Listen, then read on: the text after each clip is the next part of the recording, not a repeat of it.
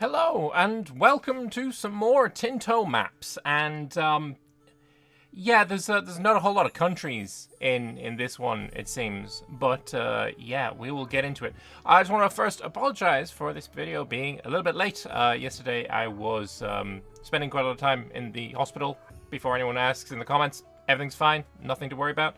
I just had to do a little bit more sleeping after I got home. So, that is a mosquito. Ah! I got him. Ha. Okay, let's continue with the video. I'm going to leave that in. We don't do editing here. Let's go. Hello and welcome to another amazing week of Tinto Maps. I read that really badly, but whatever. We keep moving. This week we're covering a very wide area as we'll take a look at Mongolia, Manchuria, and Eastern Siberia. Let's have a look at the There's not actually very many countries. I guess Yuan dynasty is basically it, right? Like, I guess all of these little tiny tags kind of count as Manchuria because they're north of Korea, and that's kind of, this is Manchuria, I guess. So technically we have quite a few countries in this dev diary. I'm not sure I would count the vassals of the Yuan really that highly, though, to be honest. But hey, you know, the whole area of nothing really there. But yeah, here clearly the Yuan dynasty of China controls much of the territory, while all of the Siberian expanses are open to colonization. Considering Manchuria, the Jurchen tribes posed a tricky question, as some of them were more settled and Chinese influenced, while others were more nomadic and pastoralist, and somewhere in between. Thus we decided to represent the more settled tribes that would later confederate into the Manchu as separate country vassals of the Yuan, while there's also a Jurchen population inside the borders of Yuan itself, and the most nomadic of them is represented as a society of pops. Okay, so let's have a look here. This is essentially all of the countries in today's Tinto maps. Surrounded by Yuan, and then it's all of these guys. The names that I recognize here, Hada I recognize, but honestly that's kind of it. I don't really play in this area very much. I think I've played one Manchu and Qing game, and it was on one single bloody stream, so. But anyway, let's look at these societies of pops. We've got, honestly, a fair few more than I was expecting. But maybe some people would have preferred a few more.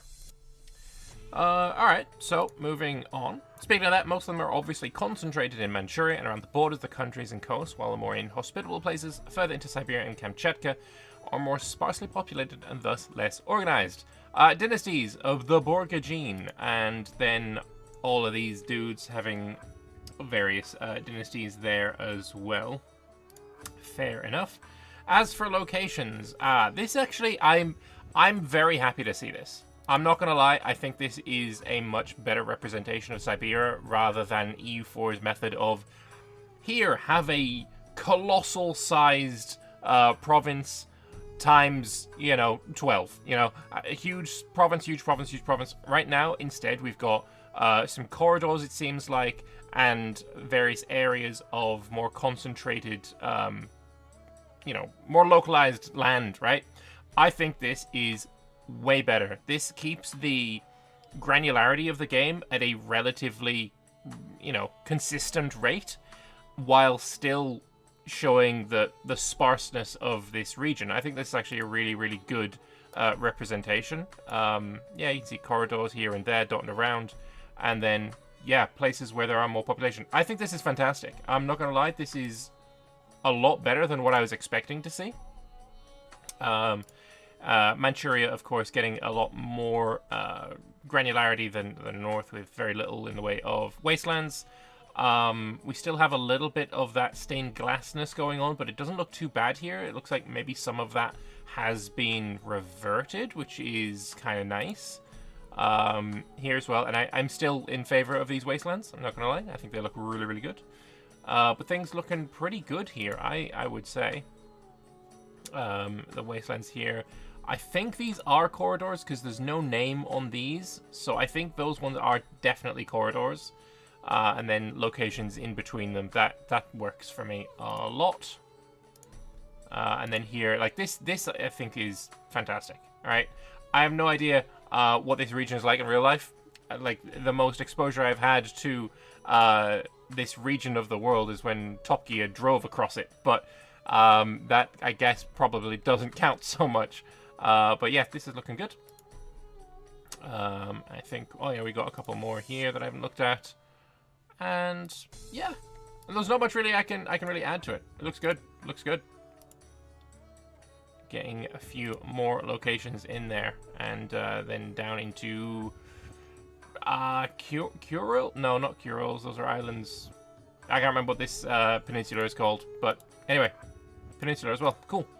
As for provinces, I'm going to say once again, I think showing wastelands in provinces is bad and should not be done. It's kind of doesn't give as much information as maybe it should.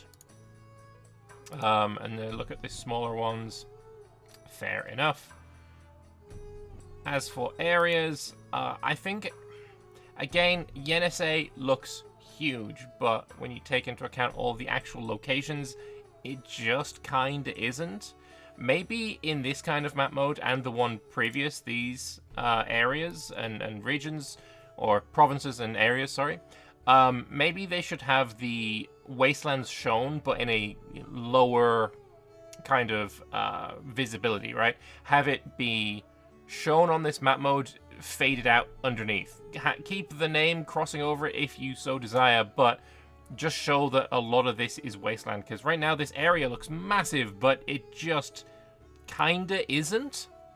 Moving on to terrain though. Lot of flatlands there, lots of hills, even getting some mountains as well, looking good. Plateaus as well, cool.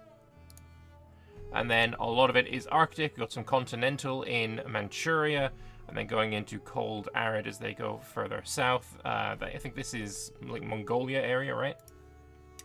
And then for the vegetation, forests, woods, and then getting into grasslands. Cool. I thought it would be a little bit more sparse than this, but I was clearly wrong. And then for the development, you can definitely see the divide between where the Yuan gives a shit about and where they don't. So, yeah, very, very clean divide there. Not much development in these parts either, and as mentioned in last week's Tinto maps, sudden change in development when entering China will have to be reviewed as it's currently too strong. Fair enough. And here, drier parts of the Gobi Desert and the Mongolian Plateau give way to the steppes and grasslands of Manchuria, while further into Siberia gets dominated by mountains, hills, forests, and, as one would expect from Siberia, the cold. And then we have some natural harbors, some pretty decent ones actually. One down there in the south, Shili, kind of just down there. And then some pretty decent natural harbors all across here. That's pretty cool.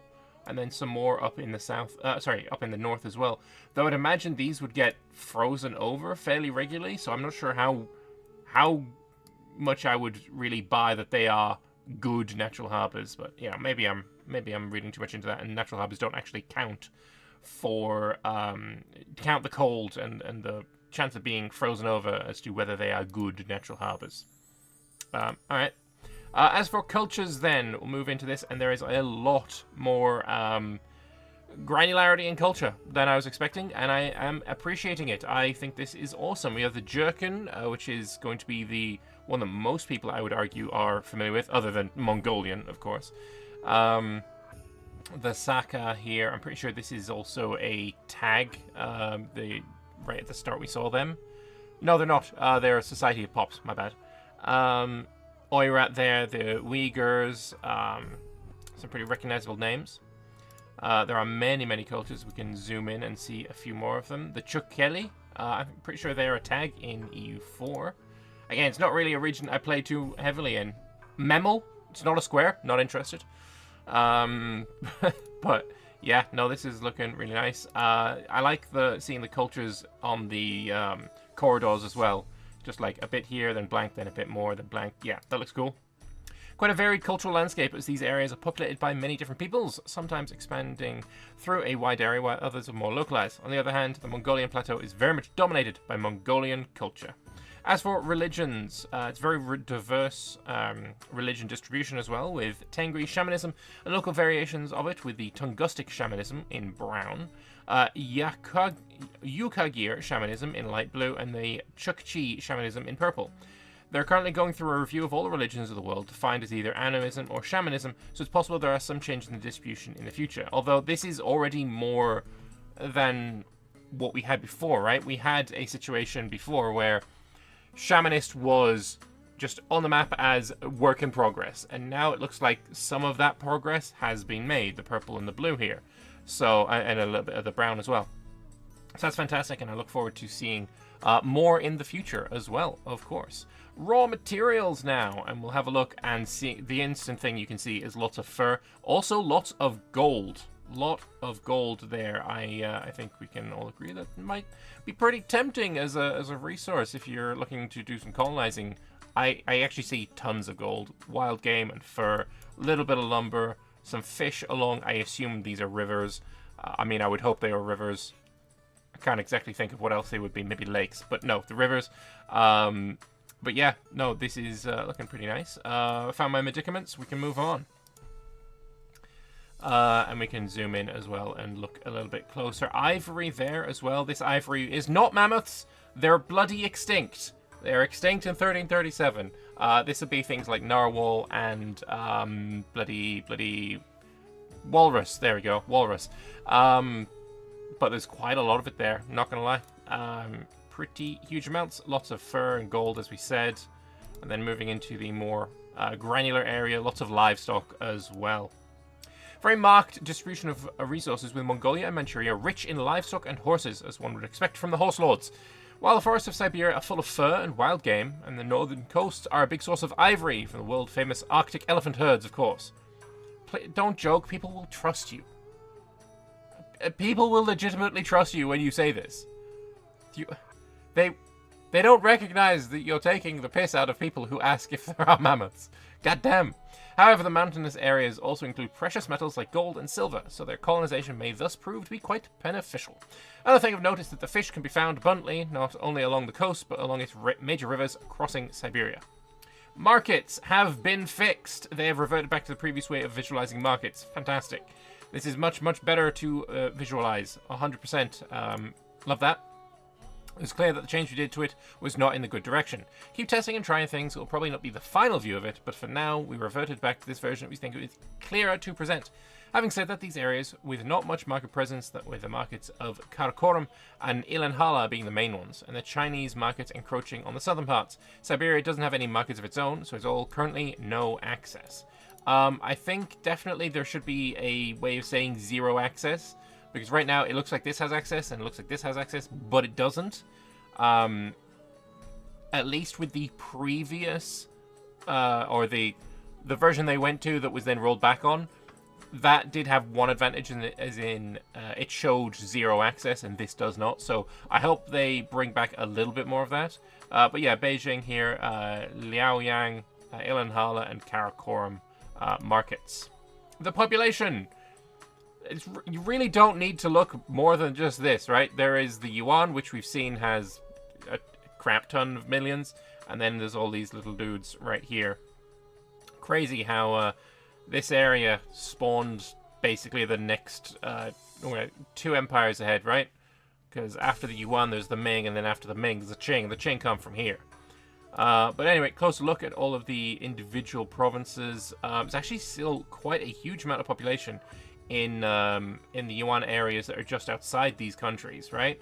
So 148k, 148k, 129k, and then if you look at some of these, that's more than this country. I suppose they're about the same size. This country is probably an ulm and a unique location minor. So actually, there's two locations, but still, looking at here then at the more sparsely populated areas in the north, the numbers go way down. Even 150s up there. But yeah, looking at these populations, it's really hard to pinpoint where exactly this is. There's not really much of a frame of reference. Maybe if you recognize these lakes, it may help. But yeah, this is a sparsely populated area. This is an even more sparsely populated area. And I have yet to see any place that isn't zero lower than 150. So maybe that is the floor of what they're doing. But it does seem like this and this is due another, all of this looks like it's due another path, because having every location be 1500 or 150 or 1650 or 3,500. It's too... Like, it's too neat. There's too many round numbers for it to be realistic, so I think definitely that is looking at a pass. The only countries we have population to show here are the Jurchen ones, with the mighty Yuan ever encroaching on them. Concerning the populations of the locations, one thing I have to mention is that you will see many of them with the value of 150. That is the general default value that we used for less populated areas in all of eastern Siberia, where the population estimates of the period don't allow for much fine-tuning. It's probably something we'll adjust. I think definitely it should be adjusted. But anyway, that's it for this week. Next week, after having been tested it and slithering around its edges for a while, we find a time to face the dragon, who will showcase the entirety of China. Let's fucking go. I'm looking forward to seeing what they come up with for China. It is obviously going to be a huge region with tons of potential, huge disaster that they will be suffering at the start of the game. I'm looking forward to that very much. And of course, if we go back to... was it Believable World? It was Believable World. And we open this image in a new tab. We can see that, there's 88 million population in the Yuan dynasty. I'm so looking forward to seeing what we get here. I'm looking forward to it. I hope you are too. Of course, this was not written by Pavia. They're still on their holidays, so thank you very much to Roger for posting that. Let's see if there's any interesting developer responses that we can have a gander at as well. See if there's anything super interesting. Are there any plans to break down the Mongol and Oirat hordes into their subgroups in similar granular fashion as what has been done to various other cultures? Plain Mongolian to blanket the different Mongol groups doesn't feel like great. And he goes into a bit of stuff here. Discussed internally about it, and we decided that the tribal distribution will be more of an administrative level than on a cultural one, meaning that yes, there would be different tribes answering to different chiefs, but they would all have the same cultural background to be classified under the same Mongolian culture in the game. The only exception we did to this was the Oirats, as they were the ones who broke further away, so the divisions you mentioned would be better represented as tags rather than cultures in our opinion. Gives cultural cohesion to the Golden Horde, Chagatai, and Yuan. Fair enough. Seems we're missing most of the Yanesian peoples besides Ket. They have to make some simplifications. Some parts of Siberia haven't had their minorities done yet. So, okay, there's a little bit more of a pass to be done. Big Impassables also know what cultures they can put. Does Tungustic shamanism not apply to the peoples of Manchuria? Nope, they have a different form of shamanism. We're currently doing a pass on all animism religions. So I'll have to do one on shamanist ones too, so it's susceptible to change. How the Balkan pass doing, it's soon-ish. Not sure Sakhalin should be under the direct Yuan control. As best as they can tell, the Nivka and Ainu mainly had tributary relationships with the Yuan, and it quickly vanished soon after the start of the game.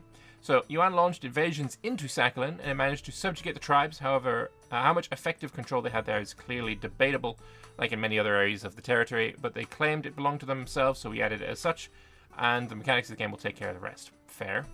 Nurkan is definitely in the wrong place. It was located at the modern Russian village of Tyr. Interesting. On the Amur River, not along the coast. Location of Nurgan properly includes modern Tyr, so it's definitely in the right place. Just that locations here are so big that it reaches the coast. And lastly, if the Koryak and Yurga here are societies of pops, why aren't the Chukchi? They successfully repulsed the Russians during the game's time period.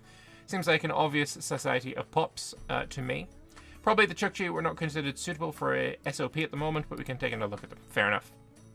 Change some of the stretchy location into corridors like the Sahara, if not planning to already. They already are.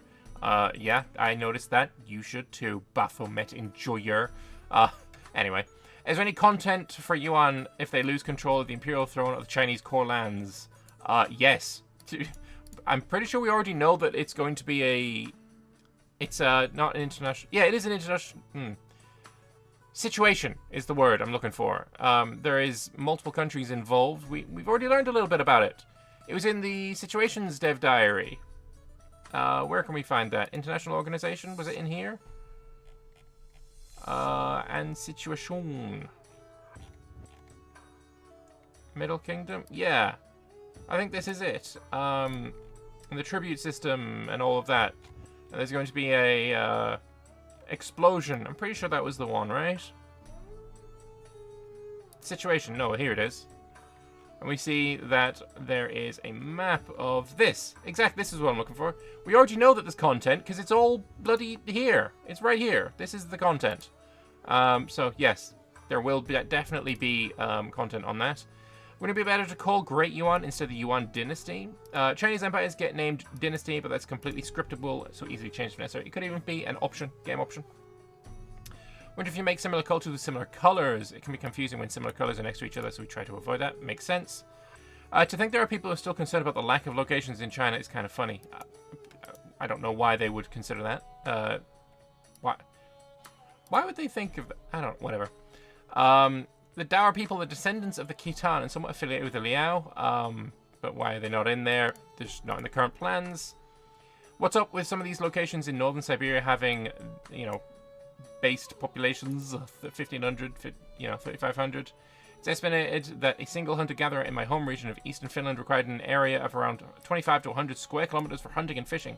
So the numbers feel too high. Yeah, maybe an error. They're looking into it. Why are some people of the same culture with different religions here? Is it a bug? Yes, it seems some of them were assigned base shamanism instead of Yuga shamanism. They will fix. What's the criteria used to determine whether a location qualifies as a natural harbor? What factors are considered? And is there a specific list we can refer to? A natural harbor, I think maybe this is about, you know how I was saying that some of these harbors kind of look a little bit weird because they would be frozen over, so maybe that isn't taken into the calculation. Natural harbour determines the benefits that the natural geography of the place is to serve as a harbour. So it has nothing to do with how well it functions as an actual port or how developed it is. For example, an awful coast as a natural harbour could have a very good port infrastructure built in it and thus be actually a good port, while the best place in the world to moor a vessel would do almost nothing unless a proper infrastructure is built there. So only natural geographical elements affect our qualification of natural harbour.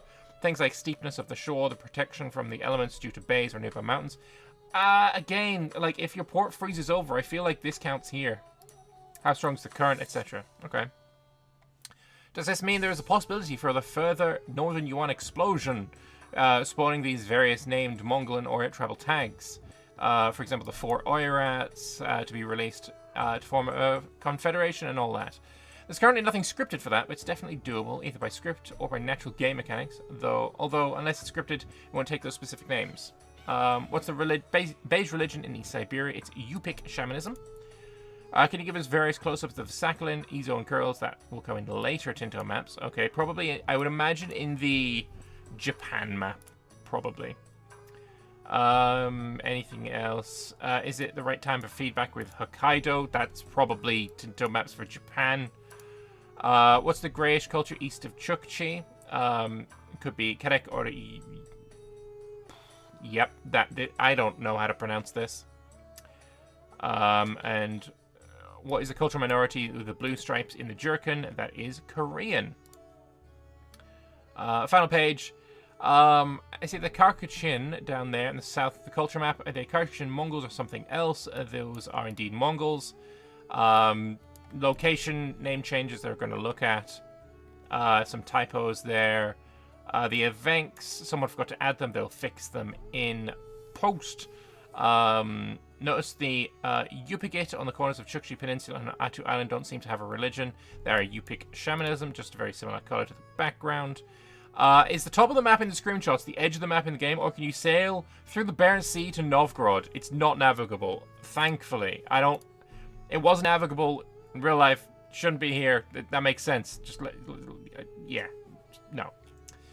What's the name of the location on the west coast of Sakhalin? It's that. A Manchurian tribe's vassals of Yuan are tributaries. They are vassals and they are tribal, and then some Saka pups aren't part of the Society pups, and that is fixed. Alright, lovely.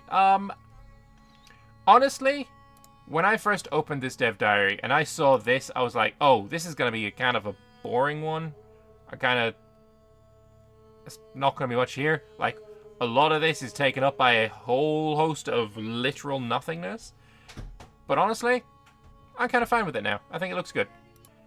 I would say my biggest concern here is if I want to play as, say, the Manchu, right? That is a hugely popular nation to play as in EU4. And say I want to play as the Manchu. How is that going to be... How am I going to do that, right? Do I have to play as one of these vassals, wait until the Yuan explode, and then come out of it? Are these vassals going to be able to attack one another while underneath, while they're all tribal vassals of the Yuan, right? If I play as Yi, can I go and conquer the Hada because we're both vassals under the Yuan? Is that going to be possible? I don't know. I think there is definitely going to be some people that might be disappointed that you can't start as the Manchu, or not Manchu, what are they called? Jan. I forget, because I don't play in this region very much. But I do know it is very popular. So I kind of would like answers on that. Are you going to have to just basically wait until the Yuan explode and then burst out from there? With which you can then form Manchu and then go and attack the winner of the Yuan disaster and then form Ming. That could be the case. But other than that, I think that's like my only concern, right? I'd like to see what happens to these societies of pups. Can they turn into regular tags? Because especially all of these ones up here, these are tags in EU4. And how does that happen in the game? So that's it. That's basically my thoughts, my concerns, and my desires. And yeah, next week we're going to be looking at Yuan. That should be very interesting. By the way, the reason that I went into the dev comments in this video is because, I'm doing this video one day late, and therefore, there's been a bunch of comments and such. The next video that I will be making is on the developer comments and responses to the previous Tinto talks. So that should be a good one, hopefully. All about this stuff right here, the revels. So I'll be doing that either tomorrow or the next day. So subscribe if you would like to see that and be updated and informed about Project Caesar. Throw me a like in the comment section below. That's not where the likes go, but how about you just comment something as whatever. Goodbye. I will see you in a couple of days.